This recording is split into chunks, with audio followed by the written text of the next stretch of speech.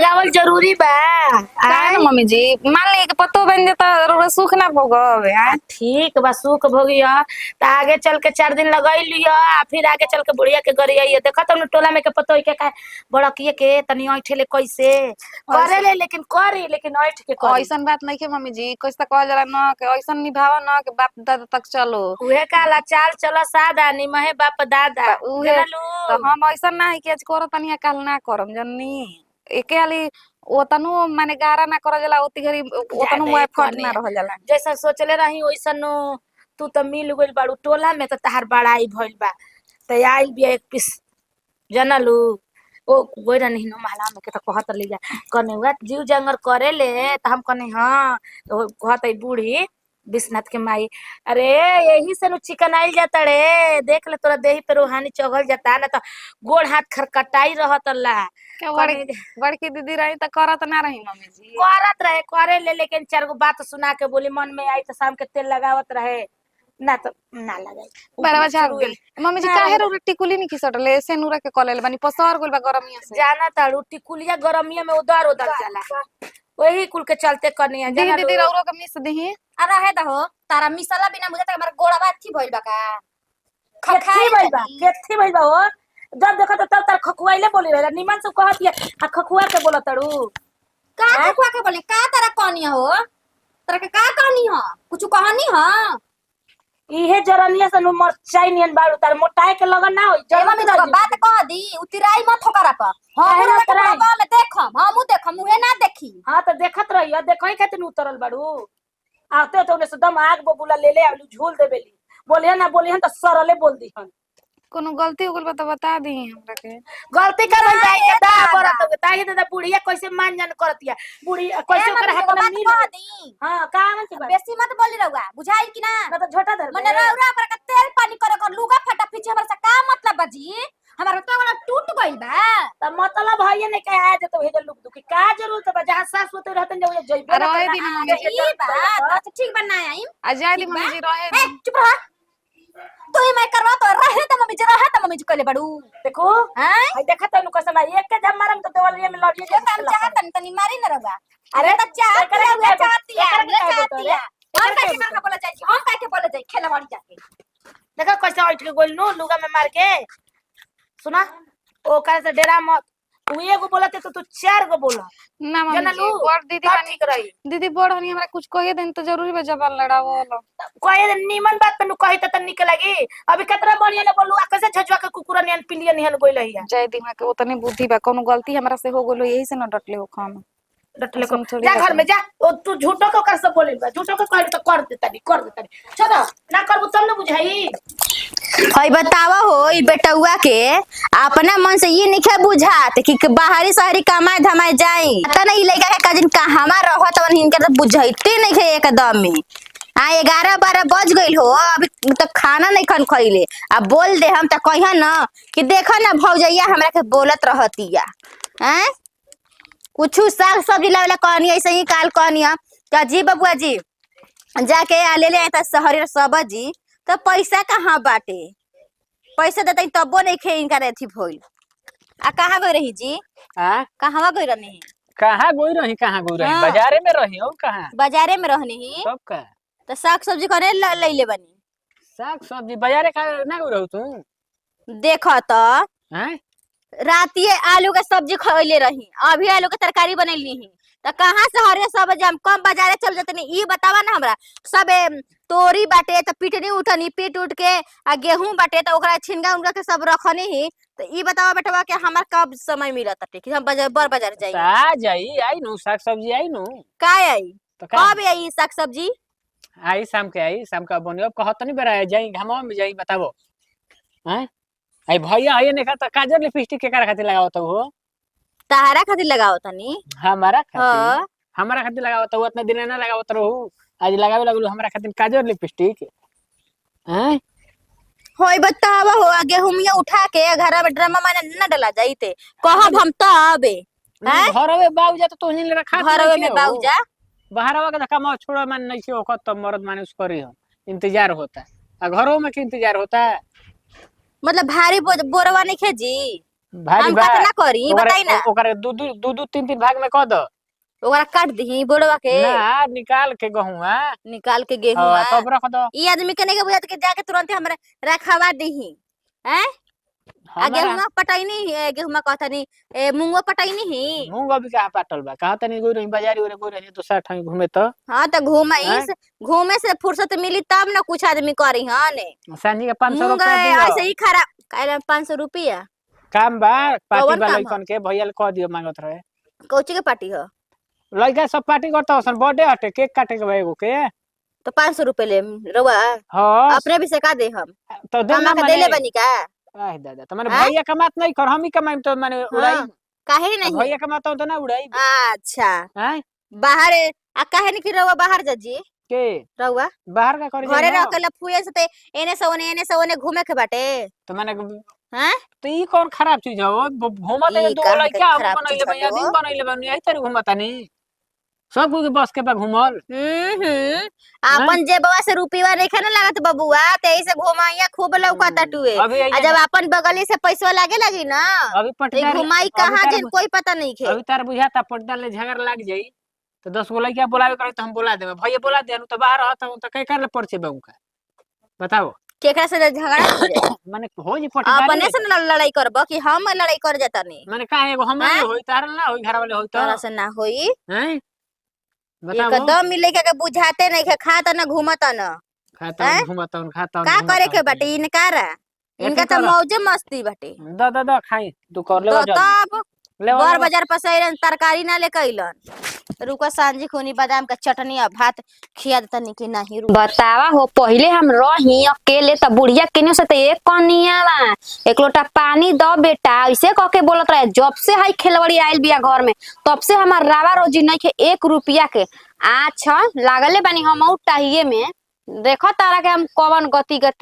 अथी करवावा तनी रुक जा तू रुक जा हई देखा हो हमरा के बुढ़िया कहतिया कि सास पतो बिरी तेका करे तरे हम फेकल हनी उजरुआ पजरुआ हनी हम अच्छा रुक जाओ खेला वाली काजी बाबू जी ये जगह बैठल बड़ू कहाँ मन जातनी जी जात रहे तो खेत रे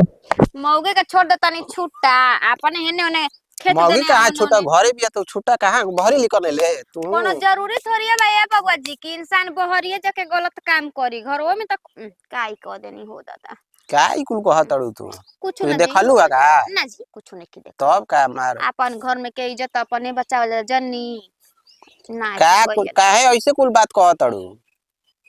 अब रउआ से का छुपावे के भैया अपन होनी बता देता नहीं देखी झगड़ा वगैरह मत कर मारम पीटो मत करा के का जन्नी कुछ कहले बे तारा के बोललस या कुछ हमरा कहलस के ना बोलसिया जान जाई के कर 2-3 दिन से देखा तानी 2-2 बजे 1-1 बजे राती में उठ के छत पर जा के रौरा भी से आ बतियावती या फोन से बुनु बुनु त मने केकरा राती से में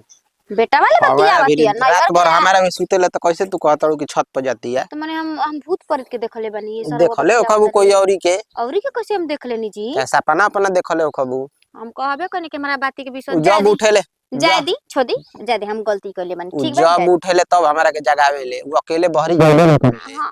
छिहत्तरिन के उकुल निशानी ह जनी उकुल निशानी ह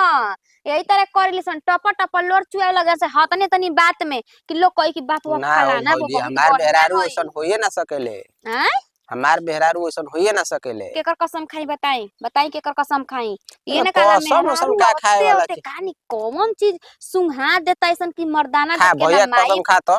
हैं भैया और कसम खा भैया के ना कसम हां कसम हां चली हो गई भैया कसम खाई तो आई मैं आप कैसे कैसे कैसे? कहीं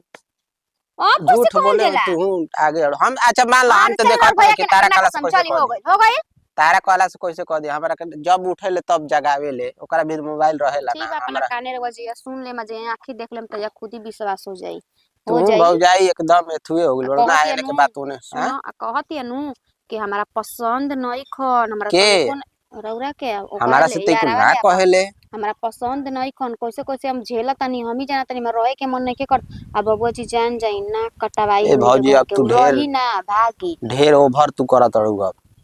अब के बेटा हुआ कबल रटनी धइले बानी एगो बाती के तू बड़ता तनिको एथिए नहीं खा कर तो हम ना विश्वास कर सकी ना नु ठीक है बा न त कर तारा अपने मन हम ही जहिया आखी देखब नु तहिया हमारा विश्वास ये कुल ऐसन होइए ना सकेला बा जी, हम ठीक देखते बा। नहीं ओकरा के रातों ठीक बा, दिन जाए समय दे। रहत नहीं त ठीक बा ठीक बा ठीक बा आ काहे एजा बैठल बड़ू कुछ ना सही बैठल बानी। घर के बाहरी हेने आके बगीचा में बैठल बड़ू अकेले उ, कोई नहीं खे। सही बैठ गई नहीं जी। कोई के बुलाइले ले ले बड़ू का। और मौगी लेखा 2 बजे रात में छत पे बतिया बतानी। तोहरो जिमा ये कुल तो एजा का करतड़ू झूठो के अकेला। सही बैठल बानी अकेले ना। हां जा तनी हम खेत पर। बाप रे बाप कता ना ताल पे तारा पढ़नी लेकिन सुनो ता बाती के अपने अथी रटले बा कि हम नहीं जानत भौजी उठले त हमरा के लिया के जले साथे अच्छा कहियो कोनो ना कोनो अथी में त धरइबे नु करिहन कवना फेरा में बाड़ी रुक लागल बनी टाहिए में खेलवड़िया के त घर से भगाइए के हमर सांस लेमी कवना फेरा में बिया मुस्कियातिया बुढ़िया हमरा के डांटतिया ता मन त करत अनु के खेलवड़िया के का चला के मार दे कपार कान फूट जाओ ढेरे कर अपन आप घमंड बाते कर घमंड तुरम बहुत जल्दी तुरे वाला बानी हम चली हो दादा ना तो कहम का है जे बोल के करतिया कौनो ए बरी आवत नहीं सन गली में बुझाते नहीं के कुल कहाँ चल गुली सन ससुरा का एगो हम ही बचल बनी लेकिन हमू अब का करम ल ना लगी तो बियाह शादी करही के पड़ी लेकिन नाही जुगाड़ बैठावल जाई कानी होले ऐसे कैसे हो जाई। आई हो माई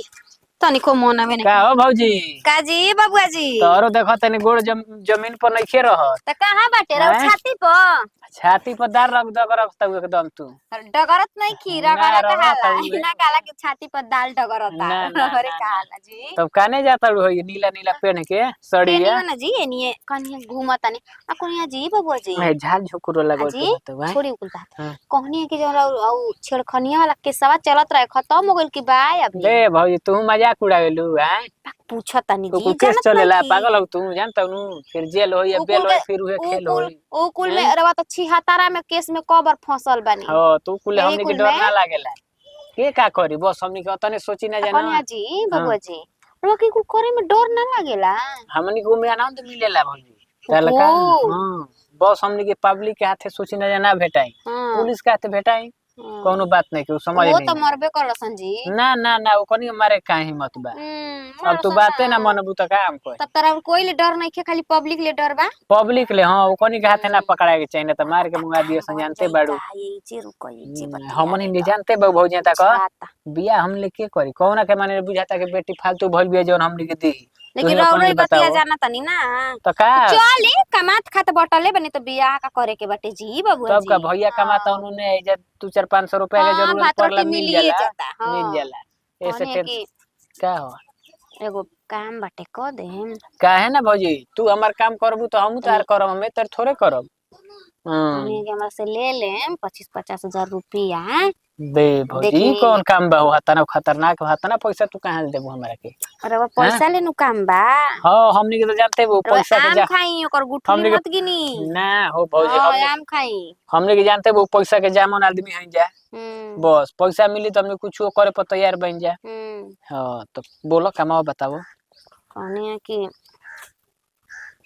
देखो हम बुरा मत मानम ना हो हमनी तू के- हमनी के बुरा कमाई करना है तो बुरा मानम जा का हमनी के सुनी हाँ। और हमारा से जितना कहम 50 से चाहे 25 हजार ले लेम पहले ही पैसा अगर मन होई तब हाँ ना त काम भइला के बाद तनी एगो तार बबू रारू के छेड़े के बा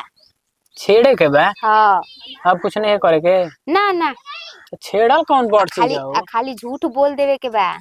खाली हम्म। समाज में झूठ बोल देवे के बा कि हाँ ये झूठ बोलता रे ये हमारा जरे फसल बाड़ी आ ई झूठ बोलता री ना कि हाँ सब कोई के देख के डरा के झूठ बोलता है कि हमने की फसल ठीक है बा हेजा का चुप हो रहो। तोगे हम्म। आय लफुआ सब बोले अब 60 गट का लागत बतिया के देखो काहे चाची गांव में करे करे बोले ला सर अच्छा, ई बात लो, नहीं ये कि सब कोई के धरत गजब चलता सब आदमी कोई बा। खातिर सब कोई खराब ना होला जनी तू देखले बा अखिले जब अपना रहुआ को हाँ, तनी चाची। साफ सुथरा बात के जहां हम बैठत तनी हमार पतो बैठते जते मत और हम कुछ लागते नहीं खिता हमार जकरा भी मन करे ओकरा भी बैठम है ना ऐसे कहता है चाची पतो हो के अपना हां ओकरे के धरे के धरे सुनो ठीक भी है तनी 60 गट ओकरे हाँ, से लिख लागल नो लगावल जला नो तो 10 गो आदमी देखे तो निमन कहे ई ना हम खराब बनी बोली रउरा के कहे धइले बनी काजी हमरा बुढ़िया के कहियन देखले बा कोई के धर तो मत चप्पल लो कहां भागी माने भगावेलू अबे निकल चप्पल एक चप्पल दे देम जानता तब ओले रउरा कह देनी ओ कुल हमनी रउरा को कैसे सब कह पड़ेला देनी कि ई खराब बड़ा रउरा के जब नइखन धइले पकड़ले हमरा के नइखन धइले पकड़ले त हम कैसे कह देम कि कोई खराब बा हमरा खातिर अरे हमारा साथे करी तब न कहम। अच्छा तो तोरा साथे करवावे खातिर जे बैठल बाड़ू हां करावे करवावे खातिर बैठल हां, बाड़ू ए चाची कुल का सुबतिया तो हाँ, हमनी के बोली जानते ना। हमनी के एज ले लेके चल ना जाए। भाग के चल भाग हमनी के ऊपर एज में ना जाए ना जाए नीचे के एज में रही ना जाए बुझात नहीं इनका के समझ में आई उम्र कहीं। भौजियो जाते ठीक बा जोन भइल तवन ना अरे तो देखला पे दाग लग जत हां पाका एकदम ठीक से चिन्हाते नहीं के तल दोसरा के इति करे चलियन कोनो भाई के हरकत में मरिया सब बस ओही गरी बुझा जाए देखो ना ते सुधरबे कहीं फोनवा क के करले के करा ले जी तोरा भातारा ले का हमर भतरा ले कहम। का कहम तो बतियावा चले के अपना बाबू दादा ले मुन्ना वाले संग बतियावा चलत हां तोहरे के गोली से ठोकवावे खातिर। हां बोलिए हां जनलू जैसा कहता हूं तोहरो के ठोकी तोरा के छोड़ दी एकर तनिकी लाज शर्म नहीं केला तो गांव घर के आदमी देखी त का कही का ना कही हेने कब बैठतिया कब होने बैठतिया एकर तो भूत उतारी उ है अभी फोन कर तनी नु सुरेंद्र भिरी आई कोई नहीं खे आई जाई कुड़िया नहीं खेलता है अरे कोई नहीं खे हम पागल हनी से बुला के लिए दादा आज तो अपना हम प्लान में कामयाब हो गए। ये तो हम चाहत रही कि कोहिया खेड़े घर में ढुको हम अब लगता अब चिल्लाई का हूँ अब चिल्लाई का करत तनी इहो ओही में के चुपचाप कर गोड़ावारी खाड़ा पवन ना के हाथ गोड़ धरे रहता तो धरत तनी हाथ गोड़ धरे या तो आजी आया दादा आया मम्मी जी बबुआ जी आया दादा मर गइल काया दादा। अरे बाप हो बाप हम लाठी लेके आइजे खड़ बानी लाठी लेके खड़ बानी आवा जल्दी हो दादा आवाज जल्दी हो का चिल्ला तो हो देखी घर में घुसवले बिया डाकू यार घुसवले बिया अपन यार तैयार बाड़ू आर घुस हल्ली लाठी पकड़ और घुसले हमारा के भाई लाठी लेके का झगड़ा हुआ करियन का ओय हो मैया अरे ना जेई का रेल के ओय हो मैया एकरे के यार घुसले बिया ए बात सुनो पहले पूछो ही रे सुना जब बतिया गाँव बच्चे सुनो गाँव हम पूछा कुछ कहले बानी कुछ कहला यो का करे घर में घुसले अरे काहे घुसले घर में कहत रही ना तू तो बड़ी राती तक बोलावतिया बतिया कहत रही ना हाय हो मैया सही में रे कोई बात रे ए ना हम कुछ ना कहला इन हो कुछ कहला इन घर में का ढुकर कुछ ना कहले आड़े तो काहे को फ्री के आइल घर में घुस जेबे कोई के हैं बोल ए देखो हमरा का क्या करे आले तार भौजी नु भौजी का भौजी पैसा का भागाई घर से भागाई भागाई घर में से भागाई चुप हमरा का मारा तनी हम मत अभी बारात का बाड़े तोरा घर में कौन के हम मारा सही बताओ सही का बात बरे हमरा की पैसा देले 25000 रुपया ऊ काहे का का कहला इनु त हमरा गोतिनिया के नु छेड़े के बा तो हम जानते जब पैसा हो जाइना त बाकी कुछ कहले नहीं किन चल पूछ अरे खिलाड़ी तो पूछ चल, हमर गलती नहीं वो थी तारा ये रह गइल बा हाय देख ला बेटा वो ही जगह बा माई देखत तोरे का करतड़ी नु हमार परिवार आज के बाद का कहले बड़ी एकरे में मिलबे भूख दी तो पानु जेबे रे खिलाड़ी ला ये कुछ कहले बड़ी पैसा लेके केहू के जिंदगी के लिए खेली हमारा तो देखा बताई दे तो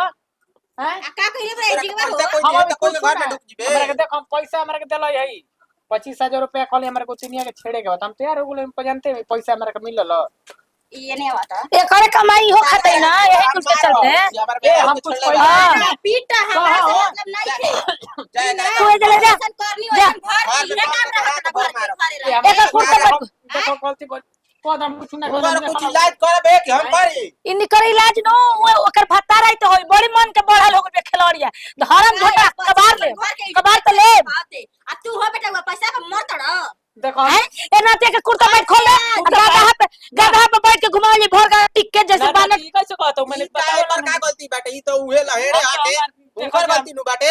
आज के बताओ ये पैसा तो करो कबारिए तो दे दिया जगह त हमें कर मर्डर कर दे दिया जगह दिया करा के तोरे रे सोचे तोर का होई घर से बाहर आया तो हम परेशान हो गई रही जब तक तब करे के अपन पतो मानतरी हमरा के मानते नहीं की तो ऐसन करम कर अब ढेर माने लगम जा तारा के अब तो हमनी के नजर में हम लगा रहो जा जले ये कुल हो गइल बा चुप रहो मत रहो, चुप हो जा। हमने जनता आज ना काई हम आई रहती है ना ऊपर के मरले पिटले रहती तो यही तरी तो बदनाम करवा देल रहती। खेलवाड़िया देखो एकर दिमाग कितना पैसा 25,000 रुपए वो जियान कहला से एकरा भत्ता लेबी कहत तू घर में जा। करवाओ हमारा बिना रहियो।